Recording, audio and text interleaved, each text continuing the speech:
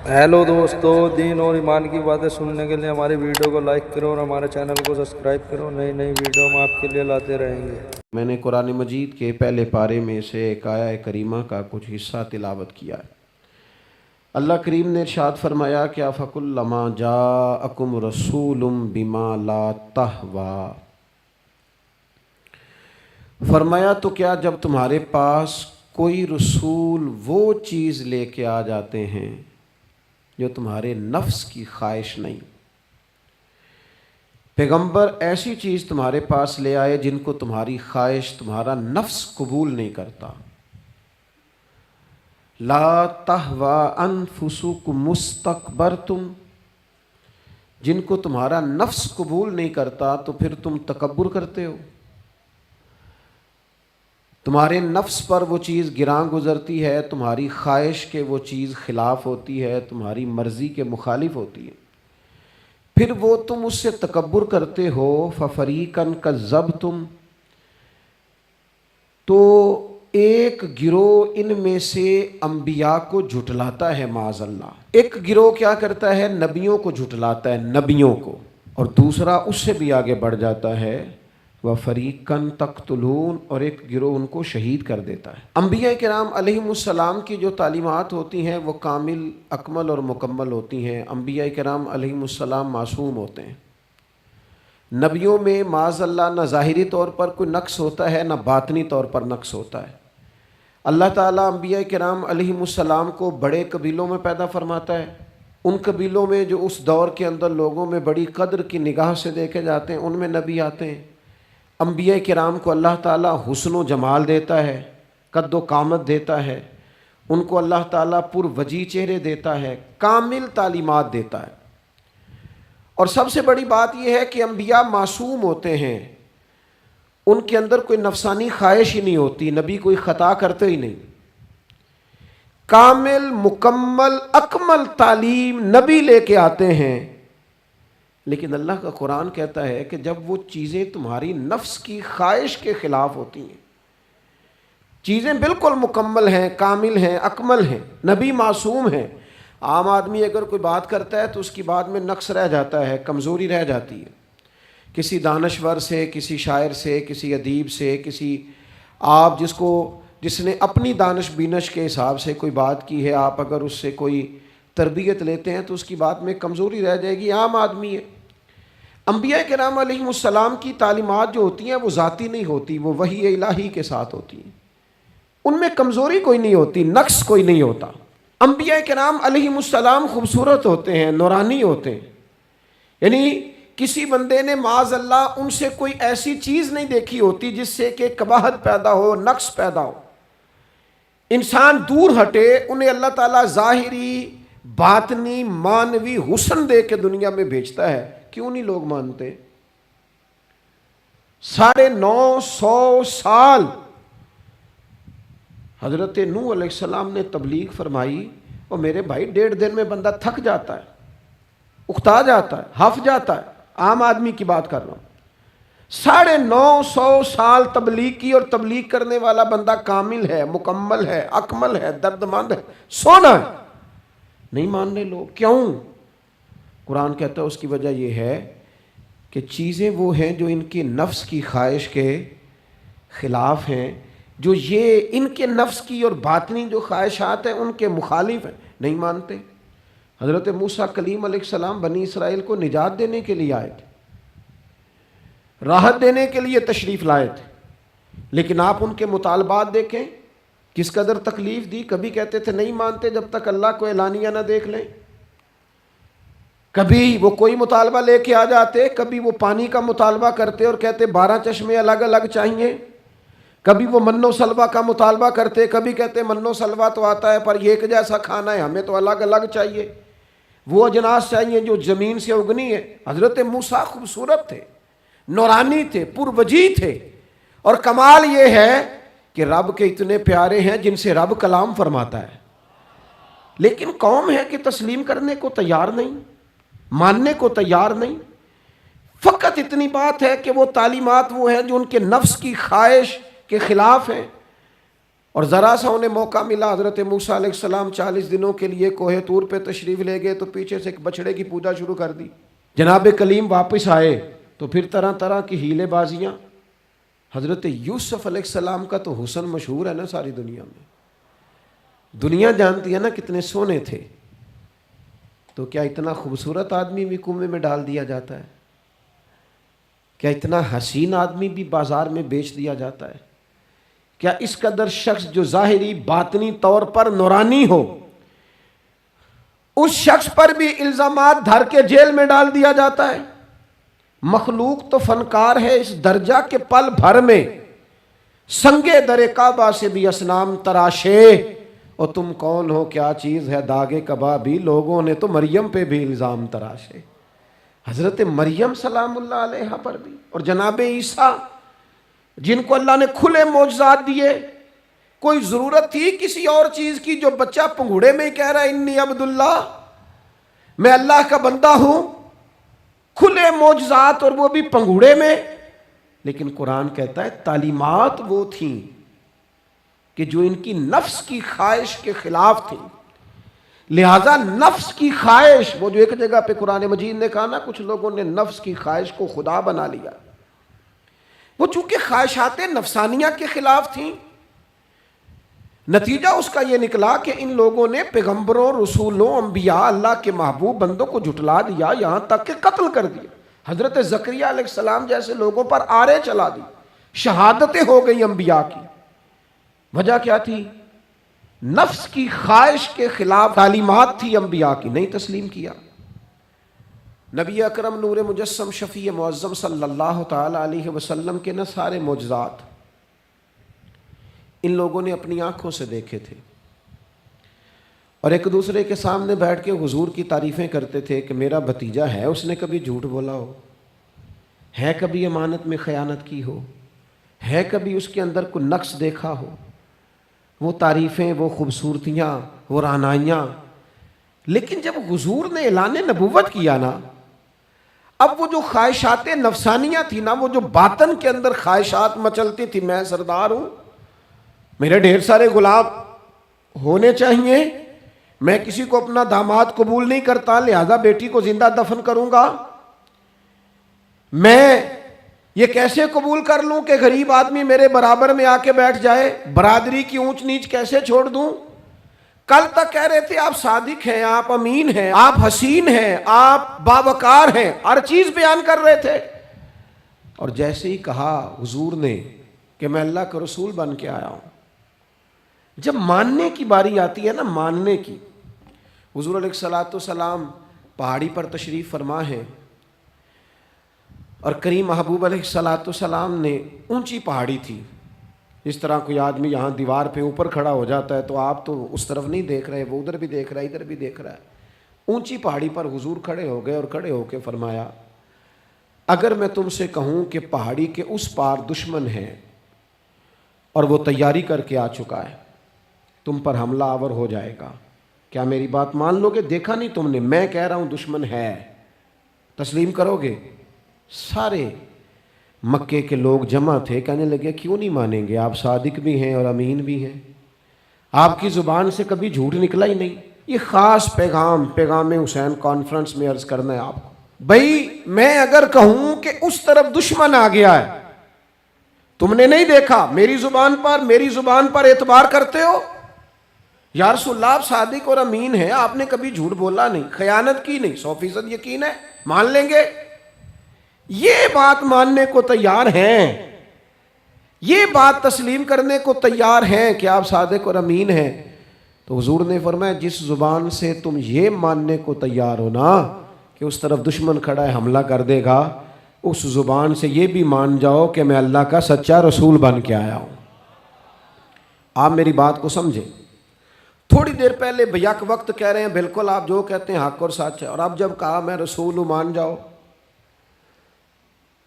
تو معاذ اللہ تعالیٰ ابو لہب کہنے لگا آپ کے ہاتھ ٹوٹ جائیں، آپ نے ہمیں اس کام کے لیے بلایا تھا، طرح طرح کی بولیاں بولنے لگے۔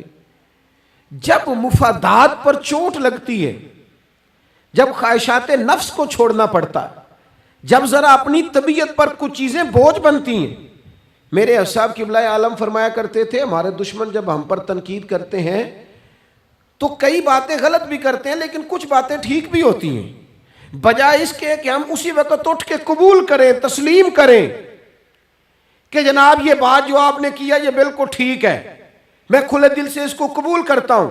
اتنی جرت کون کرے؟ اتنی ہمت کا مظاہرہ کون کرے؟ وہ چیزیں جو ہمارے نفس کی خواہش کے خلاف ہوتی ہیں ہم قبول کرنے کو تیار ہی نہیں ہوتے. لیکن جو مزاج دین ہمیں عطا کرتا ہے وہ دین ہمیں یہ عطا کرتا ہے کہ جب تم یہ دیکھو نا کہ بات جو ہو رہی ہے وہ بات ٹھیک ہے، اگرچہ میرے مفادات کے بھی خلاف ہے، اگرچہ میرے نفس کی خواہش کے بھی خلاف ہے، اگرچہ میری سرداری کے بھی خلاف، ہو سکتا ہے میرا مالی نقصان بھی ہو، لیکن چونکہ ٹھیک ہے لہذا مجھے قبول کر لینی چاہیے. یہ جرت پیدا کریں اپنے دل کے اندر، یہ طاقت پیدا کریں. یہ آج کا پیغام ہے. آپ دیکھیے حضرت فاروق اعظم رضی اللہ تعالیٰ عنہ نے مسئلہ بیان کیا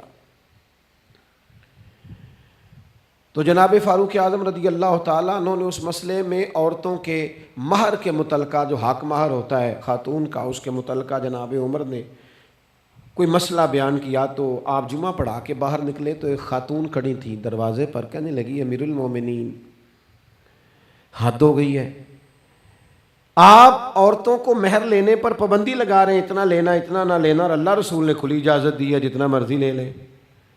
اس خاتون نے دلائل پیش کیے. اب امیر المومنین کے سامنے ایک تو ہے کہ عام مرد کے سامنے عورت بات کرے تو لوگ قبول نہیں کرتے، اور 22 لاکھ مربع میل کا حکمران اور جس کے بارے میں معروف ہے کہ ان کا درہ ہر وقت چلتا ہے، اس خاتون نے جناب عمر سے کہا کہ جناب مسئلہ یوں ہے، آپ نے یوں بیان کیا ہے. اب ارد گرد لوگ کھڑے تھے، کسی نے یہ نہیں کہا گستاخ معاذ اللہ تو کیا کہہ رہی ہے، امیر المومنین کے سامنے کلام کرتی ہے. بات حق تھی، کسی نے جرت نہیں کی. ایک شخص حضرت عمر سے کہنے لگے حضور آپ کچھ بولتے کیوں نہیں، کچھ تبصرہ کریں. فرمانے لگے بولنا کیا ہے، ایک مرد نے خطا کی ہے اور ایک عورت ٹھیک کہہ رہی ہے، اس کی بات درست ہے، میں کھلے دل سے قبول کرتا ہوں. نفس پر گرچہ چوٹ لگتی ہے اسے قبول کریں. کیوں حق کے معاملے میں حضرت صاحب بندے بڑے اچھے ہیں، قبلہ بڑے نفیس آدمی، اور جناب ان کی طبیعت بڑی اچھی ہے، تو پھر آپ قبول کر لیں ان کی بات کو. کہتے ہیں آپ دعا کریں میرے لیے میں قبول کر لوں، آپ دعا کریں میں ٹھیک ہو جاؤں. او خدا کے بندے جسے تو ٹھیک سمجھ رہا ہے اس کی بات کو قبول کر، اس بات کا قائل ہو جا، اس پر عمل کر. ہمارے مزاجوں میں وہ جو نفسانی خواہشات کا غلبہ ہے آج بھی پوری طرح وہ ہمیں اپنی لپیٹ میں لیے ہوئے، ہم سمجھنے کو تیار نہیں ہوتے. حق حق ہوتا ہے، اور جب حق واضح ہو جائے پھر نفسانی خواہشات کو نہ دیکھو. نفس ایک بچے کی طرح ہے، اس کی ایک بات مانو گے دوسری خواہش کرے گا، دوسری بات مانو گے تیسری خواہش کرے گا. اللہ کے محبوب علیہ السلام نے دعا فرمائی ہے، مسند امام احمد بن حنبل میں موجود ہے. حضور اللہ کی بارگاہ میں عرض کرتے ہیں تعلیم امت کے لیے، صرف ہمیں سمجھانے کے لیے، ورنہ تو معصوم عن الخطا ہے. محبوب اللہ کی بارگاہ میں عرض کرتے ہیں اے اللہ مجھے اس خواہش سے بچانا جو ایک اور خواہش میں مبتلا کر دے، اس خواہش سے بچانا جو خواہشات کے دروازے کھول. ہم اپنے نفس کو لے کر دین کے مقابلے میں کھڑے ہو گئے. میری برادری کہتی ہے کہ شادی میں ڈھول بجے گا، تماشا ہوگا، اور اللہ رسول کہتے ہیں کہ اس میں شریعت کا بول بالا ہوگا، پتہ چلے گا جیتتا کون ہے. میری اولاد کہتی ہے کہ اس راستے جانا ہے، رب رسول فرماتے ہیں اس راہ پہ جانا ہے. نفس کی خواہش اور ہے، اللہ رسول کا حکم اور ہے، ہم اس کو تسلیم کرنے کو تیار نہیں ہوتے. معافی مانگنی پڑ گئی ہے ایک بندے سے. ہماری جو بنائی ہوئی قبیلے اور برادریوں میں اونچ نیچ ہے اس کے حساب سے ہم بڑے قبیلے سے ہیں، وہ چھوٹی قبیلے سے ہم نے جو بنائی ہے، ورنہ تو قبیلے فقط تعارف کے لیے ہوتے. معذرت کرنی پڑ گئی ہے، لیکن کمال ہے ہمارے مزاج میں وہ پیدا ہو. اللہ رسول کو راضی کرنے کے لیے تھوڑی دیر اپنے نفس کو کچلے. ممکن ہے ایسا ہو، کرتے ہی نہیں ایسا، مزاج نہیں بنایا. ہمارے نفس کی خواہش کے مطابق اگر چلے پھر سارا. آپ یقین کریں لوگ استادوں کے پاس جا کے عزتیں اور پروٹوکول ڈھونڈتے ہیں، پیروں کے پاس جا کے عزتیں اور پروٹوکول ڈھونڈتے ہیں. ایسی جگہوں پہ جہاں پروٹوکول دینے کی باری تھی وہاں بھی لینے کے چکر میں پڑ جاتے. دینی کاموں میں اگر 4 لوگ ایک جگہ پہ اکٹھے کیے جاتے ہیں نا، یہاں دینی کام کر لو، تو وہاں جھگڑا شروع ہو جاتا ہے. دینی کام تو کرنا ہے پر آگے کون لگے گا؟ دینی کام تو کرنا ہے پر اس میں سربراہی کس کو ملے گی؟ دینی کام تو کرنا ہے، اس میں نام کس کا ہوگا؟ اس میں بڑا قد کس کا شمار کیا جائے؟ اس طرح قومیں آگے بڑھتی ہیں. اہل حق اس طرح ہوتے ہیں، سب سے آگے اپنے نفس کو رکھا جائے اور پھر انسان کا انقلاب آ جائے. یہ کیسے ممکن ہے؟ حضرت ابو ذر غفاری، میں قربان اس شخص پر، سیدنا ابو ذر غفاری اس امت کے درویش فقیر، ایسا شخص جس کے بارے میں محبوب نے فرمایا زمین کے اوپر اور آسمان کے نیچے میرے ابو ذر سے سچا بندہ کوئی نہیں. اتنا بڑا آدمی زندگی فقر و فاقے میں گزار دی، اپنے مزاج پر طاری کر لی چیزیں کہ بس وہ سادگی جو ہمیں ہمارے رسول نے سکھائی ہے اسی میں رہنا ہے. حضرت ابو ذر غفاری گفتگو ہو رہی تھی، بات چیت ہو رہی تھی، جناب بلال حبشی رضی اللہ تعالیٰ عنہ کے ساتھ محو کلام تھے. حضرت بلال نے اپنے آپ کو سمجھا لیا تھا کہ میں دروازہ رسول کا گدا ہوں. کچھ لوگ نا غلام بے دام ہوتے ہیں. بے دام ہمارے ہاں نا کچھ لوگوں کا پروٹوکول ہوتا ہے، اور کچھ لوگ ایسے ہوتے ہیں جو صبح سے لے کے شام تک جھاڑو دے رہے ہوتے ہیں، خدمتیں کر رہے ہوتے ہیں. میں آپ کو صحیح معنوں میں بتاؤں تو اصل حقدار وہ ہوتے ہیں لوگ، اصل ڈیوٹیاں ان لوگوں کی ہوتی ہیں. حضرت بلال حبشی نے طے کر لیا تھا کہ میں نے بس نوکری کرنی اور توجہ سے کرنی ہے. اور میں آپ کو دل کی بات بتاؤں، میں نے بڑے کیمرے دیکھے اپنی زندگی میں، میں نے بڑا کچھ دیکھا تھوڑے وقت میں. میں آپ سے عرض کروں، وہ بڑی مزیدار زندگی ہوتی ہے جس میں انسان تھوڑا پیچھے بیٹھا ہوا ہوتا ہے، جس میں نا بہت سارے کام ہیں. میں تھوڑے دن پہلے ایک جگہ جماعت کرانے کے لیے کھڑا ہوا، ایک صاحب نے جماعت کی ویڈیو بنانی شروع کر دی. بعد میں مجھے دوست بتانے لگے، او خدا کے بندے، عبادت تقریر میں کبھی رونا آ جاتا تھا، دعا میں رونا آ جاتا تھا، میں نے ضبط کرنا شروع کر دیا، چھوڑ دیا. لوگ آنسو بیچنے لگ جاتے. پیر صاحب رو پڑے. پیر صاحب کس بات پہ روئے؟ او خدا کے بندو، پیر کو معافی لے لینے دو اللہ رسول سے. اپنے لیے، اپنے سنگیوں کے لیے اللہ کے حضور اسے آنسو بہانے دو. کوئی چیز تو کیمرے سے باہر رہے، کچھ چیز تو. کیا خوبصورت لفظ ہے مولا علی شیر خدا کے، فرماتے ہیں اسے مبارک ہو جسے تھوڑے لوگ جانتے ہیں، اسے مبارک ہو. سے ثبوت نہ پچھو میتھوں، پلائے نظر کرم کا دھوئی. اے میں جانا یا دل بر جانے، غیر نہ جانے کوئی. میں مسکین پرانا خادم، کسے در ملی نہ ٹوئی. اے تے واصف یار نے نظر جو کی تھی، تے واصف ہی ہوئی. یہ تو اس کا فیصلہ ہے. ہمارے لیے مقام شکر ہے، ہر مقام پر شکر گزار ہیں، عاجزی کرتے ہیں. لیکن جو معاشرے کا ماحول بن گیا، یعنی ایک بندے سے بھی آپ بغیر کیمرے کے ملاقات ہی نہیں کر سکتے. وہ زیارت کرنے آتا ہے اور وہ ساتھ کہتا ہے 30 سیکنڈ کا میں نے کلپ بھی بنانا ہے. بس تو زیارت ہو گئی، بس ختم ہو گئی بات. یہ کون سی زیارت ہے جو تو نے قید بھی کرنی ہے ساتھ؟ خدا کا خوف کریں. کیا کس طرف ہم جا رہے ہیں؟ بہرحال عام دام برسر مطلب، حضرت بلال حبشی نے طے کر لیا تھا اپنی زندگی میں سادگی، پیچھے پیچھے رہنا ہے. وہ شہرت سے بچنے والا پیچھے پیچھے رہتا ہے، اور میرا جی چاہتا ہے ساری غزلیں اس ظالم کے نام کریں. کچھ لوگ طے کر لیتے ہیں میں نے پیچھے پیچھے رہنا ہے، ان کے اعلان کیے جاتے ہیں، بلایا جاتا ہے، پھر بھی پیچھے نکل جاتے ہیں. جو عرض کرنا چاہتا ہوں، حضرت سیدنا بلال حبشی نے طے کر لیا تھا. ایک دن کسی بات میں نا ہو جاتا ہے رائے کا اختلاف. رائے کے اختلاف کو کبھی مخالفت نہ بنائیں. اپنوں سے اختلاف ہو تو اختلاف رائے رکھیں، رائے دیں، حکم کبھی نہ دیں. ہمارے یہاں لوگ حکم دیتے ہیں، رائے نہیں دیتے. بعد میں ادھر ادھر بیٹھ کے شکوے کرتے ہیں، دسو جی میری منی نہیں. وہ بھی تیرے سے مشورہ لیا تھا، قبول بھی ہو سکتا ہے، رد بھی ہو سکتا ہے، ختم ہو گئی بات. کسی بات میں جناب ابو ذر غفاری کا اور حضرت بلال حبشی کا رائے کا اختلاف ہو گیا. اب حضرت بلال حبشی غلام ہے، جناب ابو ذر بڑے قبیلے سے. تو جناب ابو ذر غفاری نے بات کرتے کرتے حضرت بلال کو کہہ دیا، او حبشن کے بیٹے. تھے بھی وہ حبشن کے بیٹے، لیکن حضرت بلال کے دل کو تکلیف ہوئی. بعض لوگ کہتے ہیں میں نے سچ ہی بولا ہے. سچ اپنے بارے میں بولنا، تو دوسروں کے بارے میں سچ بولتا ہے. اپنے بارے میں بول، صرف تو دوسروں کے لیے بولے. او جی میں نے سچ ہی تو بولا تھا. سچ بولنے کی بھی حکمت ہے. سچ بولنے کی سب سے بڑا سچ کسی کو اللہ کی طرف بلانا ہے، اور میرا رب فرماتا ہے ادعو الی سبیل ربک بالحکمہ، کسی کو اللہ کی طرف بھی بلاؤ تو دانائی کے ساتھ بلاؤ، حکمت کے ساتھ۔ سب سے بڑا سچ بھی بولو تو دانائی کے ساتھ بولو۔ تو نے سچ بولا ہے اور تو نے لوگوں کا کلیجہ چیر کے رکھ دیا ہے، یہ کیا انداز ہوا تیرا سچ بولنے کا، یہ کیا طریقہ ہوا؟ حضرت سیدنا بلال حبشی رضی اللہ تعالیٰ عنہ کو جناب ابو ذر غفاری نے کہا حبشن کے بیٹے بات سچی تھی۔ حضرت بلال کو تکلیف ہوئی، کونے میں بیٹھ کے روئے، اور غلام روئے اور آقا کو خبر نہ ہو، تڑپے جو ہم یہاں تو مدینے خبر گئی۔ حضور علیہ الصلوۃ والسلام پتہ چلا، محبوب نے ممبر سجایا۔ حضور کی عادت تھی نامینیٹ کر کے اصلاح نہیں کرتے تھے، بائی نیم نہیں، نامزد کر کے نہیں، اوورال بات کر دیتے، سمجھنے والے سمجھ جاتے۔ حضور فرمانے لگے لوگوں کو کیا ہو گیا ہے، میں نے تو جاہلیت کی ساری باتیں پاؤں تلے رون دی تھی، ابھی بھی کہتے ہیں بلال کو حبشن کا بیٹا۔ حضرت ابو ذر غفاری کہتے ہیں باقی تو کوئی نہ سمجھے تو میں سمجھ گیا۔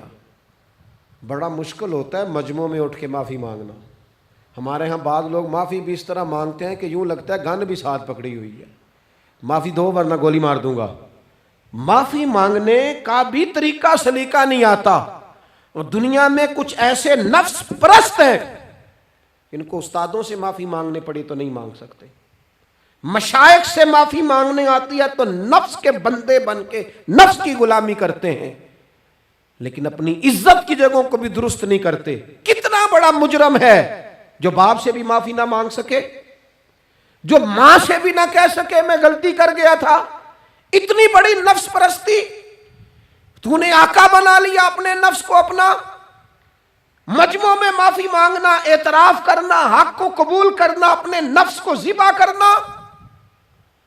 حضرت ابو ذر غفاری مجمع کے بیچ اٹھ کے کھڑے ہوئے، چمکتا دمکتا چہرہ، قبولیت حق کا جذبہ، اپنے نفس کو چیر دینا اور اس پر پاؤں رکھ کے رب رسول کا قرب حاصل کرنے کا ذائقہ۔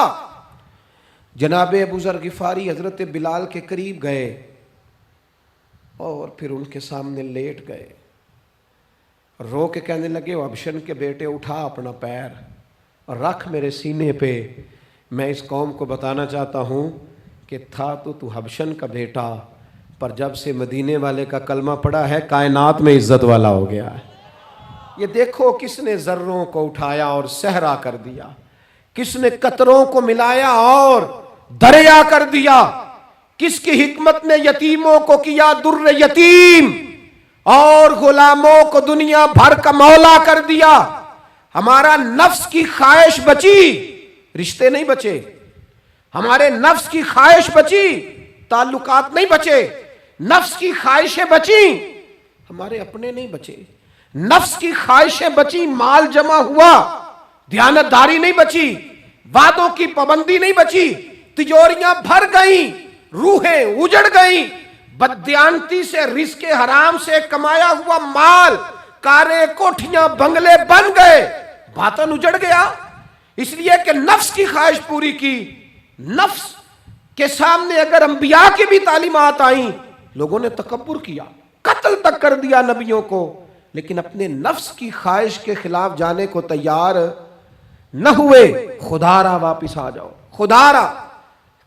وقت آیا، یہ وقت بدلتا رہا، یہ دور تبدیل ہوتا رہا، لوگوں نے اپنی بادشاہیاں قائم کرنے کے لیے بڑے بڑے قتل کیے، ہلاکو خان نے انسانی کھوپڑیوں کے مینار بنائے، لوگوں نے بڑے بڑے ظلم کیے، جبر کیے، خوف اور ہراس پھیلایا، اپنے اقتدار پکے کرنے کے لیے بڑے بڑے جبر کیے۔ پھر کیا ہوا؟ ایسی ایسی بیماریاں لگیں جن کے علاج ہی کوئی نہیں تھے دنیا میں، بھری ہوئی تجوریاں، پیسے باہر گر رہے ہیں، پر ڈاکٹر کہہ رہا ہے تیرا مرض ہی وہ ہے جس کا علاج ہی کوئی نہیں۔ اللہ تبارک و تعالیٰ کے قانون سے جب لوگ ٹکراتے ہیں پھر پاش پاش ہو جاتے ہیں۔ وقت گزرا، ٹائم یزید کا آیا، وقت گزرا تو ٹائم عبید اللہ ابن زیاد کا آیا، ٹائم شمر کا آیا۔ 1450 سال گزرنے کے بعد اس ہزاروں کے مجمع میں سے ایک ایک بچے کو حدیث یاد ہے کہ حسن اور حسین جنتی جوانوں کے سردار ہیں، بتاؤ یزید کو نہیں آتی تھی؟ شیمر کو نہیں پتا تھا؟ کلمہ تو پڑھتے تھے نا یہ؟ عبید اللہ ابن زیاد کو نہیں پتا تھا؟ نبی پاک علیہ السلام کے کندھوں پر حسنین رہے، ان سب کو پتہ نہیں تھا؟ یہ جانتے نہیں تھے کہ یہ وہ حسنین کریمین ہیں جن کو حضور سنتے تھے، فرماتے تھے یہ میرے پھول ہیں دونوں؟ کیا بات رضا اس چمنستان کرم کی، زہرا ہے کلی جس میں حسن اور حسین پھول۔ آج 1450 سال گزرنے کے بعد امت کو حدیث آتی ہے کہ نبی پاک علیہ السلام نے فرمایا جس نے حسن اور حسین سے پیار کیا اس نے مجھ سے پیار کیا، جس نے ان سے بغض رکھا اس نے مجھ سے بغض رکھا۔ کلمہ پڑھتے تھے، مسلمان کہلاتے تھے۔ 10 محرم کو جمعے کا دن تھا، امام حسین امامہ باندھ کے گھوڑے پر بیٹھ کر خطبہ دینے لگے تو ایک شخص اندر سے بول کے کہنے لگا حسین تقریر لمبی نہ کر، ہمارا جمعہ لیٹ ہو رہا ہے۔ بلے و نمازیوں، سامنے وہ شخصیت کھڑی ہے جس پر ابھی درود پڑھیں گے نماز میں، اللہم صلی علی محمد وعلی، ابھی درود پڑھیں گے حسین ابن علی پر، ابھی شہید کر کے ابھی درود پڑھیں گے، وہ سامنے کھڑے۔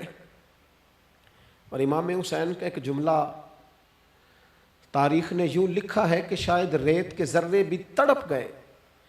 امام علی مقام فرمانے لگے مجھے غور سے دیکھو، تمہیں پتہ ہے میں کون ہوں؟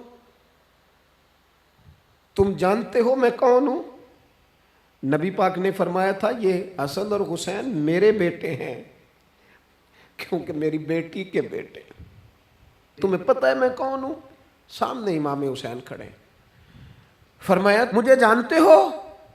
اور امام علی مقام فرمانے لگے میں تمہارے نبی کا نواسا ہوں، اور آج کے بعد تمہیں کسی نبی کا کوئی نواسا نہیں ملے گا، کیونکہ نبی پاک آخری نبی ہیں، اور جب حضور کے بعد کوئی نبی نہیں آئے گا تو کسی نبی کی اولاد کیسے ہوگی؟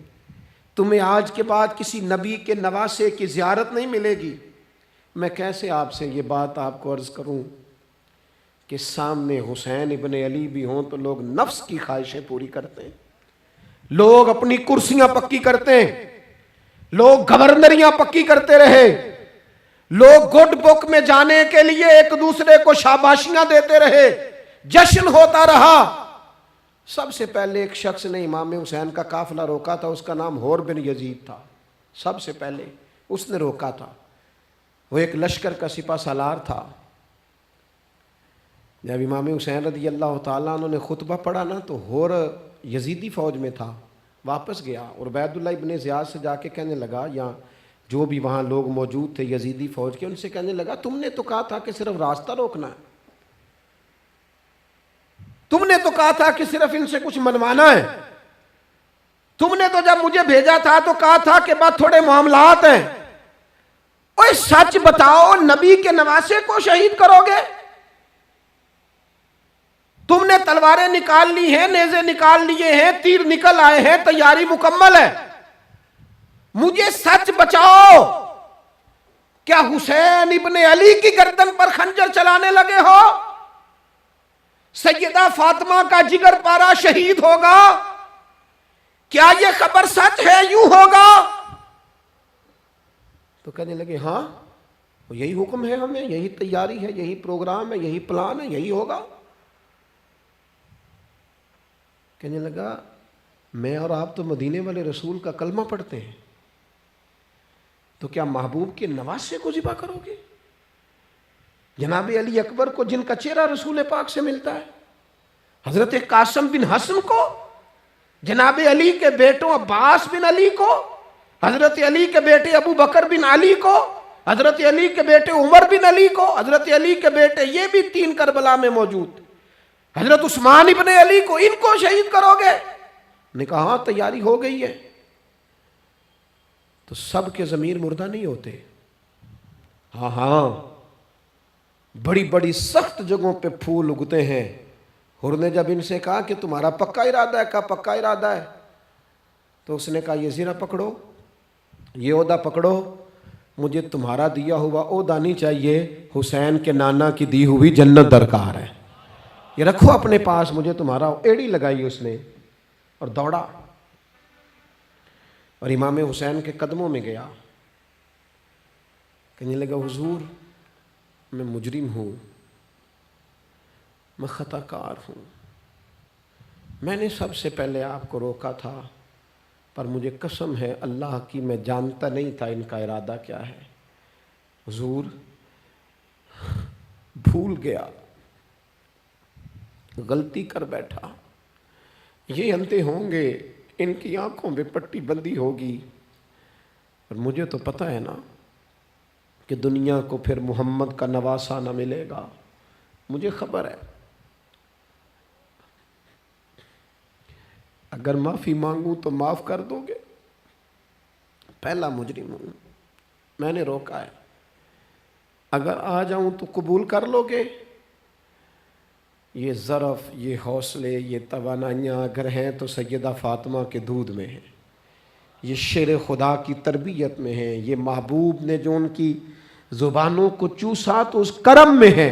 حضرت امام حسین نے اٹھ کے سینہ یوں چوڑا کیا، ہاتھ پھیلائے، فرمایا آجا، لگ جانا میرے سینے کے ساتھ، تو آ جانا، تو نے دیر کی، ہم تو پہلے سے منتظر تھے، تو آ جا، تیری ساری معاف ہیں۔ ہور کے مقدر جاگے، امام علی مقام کے لشکر میں شامل ہوا۔ بعض نے لکھا ہے جو لوگ ابتدا میں شہید ہوئے امام حسین کی طرف سے، ان میں ہور شامل۔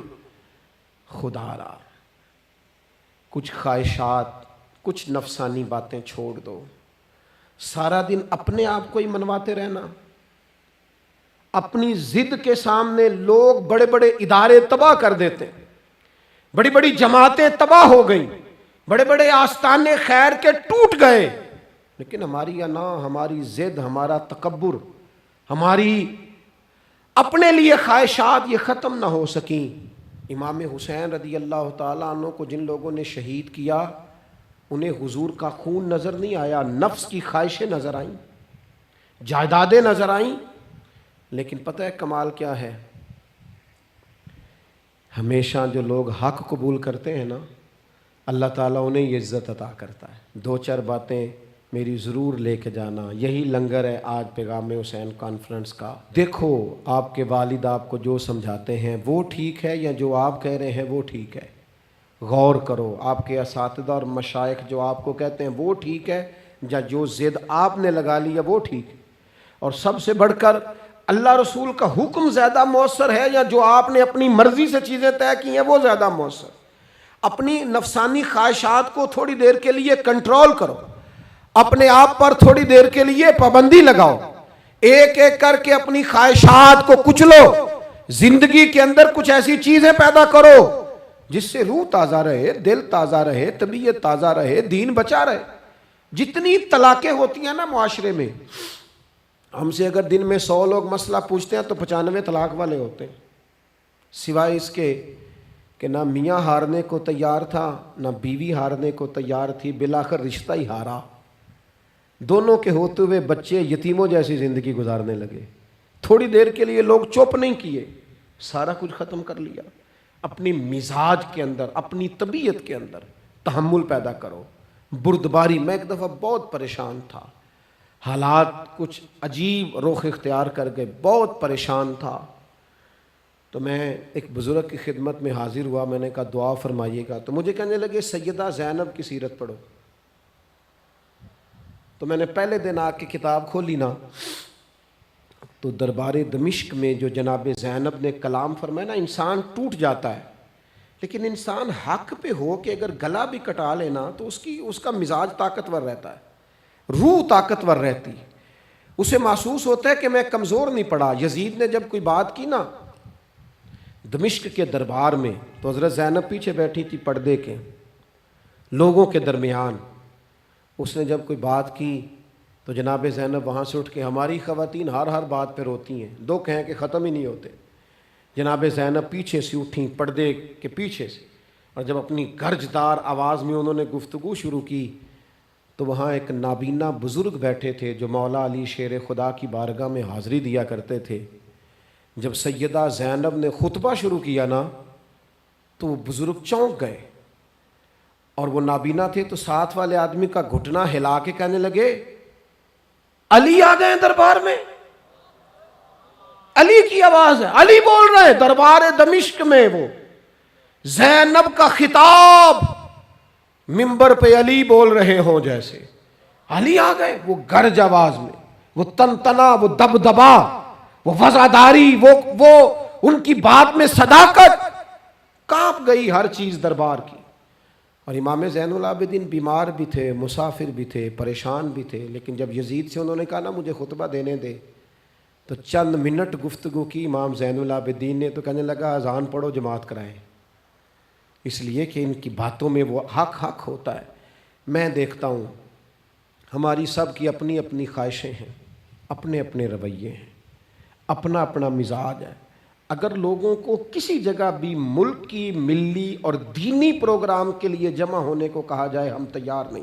کیا کیا جاتا ہے ہمارے ساتھ؟ ہمارے ضمیر اس لیے خریدے جاتے ہیں کہ ہم خواہشات کے بندے ہیں. الگ الگ کر کے کسی کو کہا جاتا ہے تیرا کاروبار چمک جائے گا، کسی کو کہا جاتا ہے تیرا وہ نظام ٹھیک ہو جائے گا. الگ الگ کر کے لوگوں کو خرید لیا جاتا ہے. لیکن اگر خواہشات تھوڑی ہوں، اللہ کی رضا پر چلنے کا جذبہ زیادہ ہو، تو میرے عزیز زندگی آسان ہو جائے گی. میں تو امام علی مقام رضی اللہ تعالیٰ عنہ اور یزید کے معاملے میں ایک ہی بات سمجھا ہوں. سب کو پتہ تھا یہ حسین ابن علی، سب کو پتہ تھا حق ان کے ساتھ ہے، سب جانتے تھے ان سے زیادہ عظمت کسی کی نہیں. لیکن اپنے نفس کی خواہشوں پر کنٹرول نہیں کر سکے. پوری امت کا اس وقت مسئلہ ضروریات کا نہیں، خواہشات کا ہے. 2 قدم پیچھے ہٹیں خواہشوں کے لیے، 4 قدم آگے بڑھیں دین کے لیے.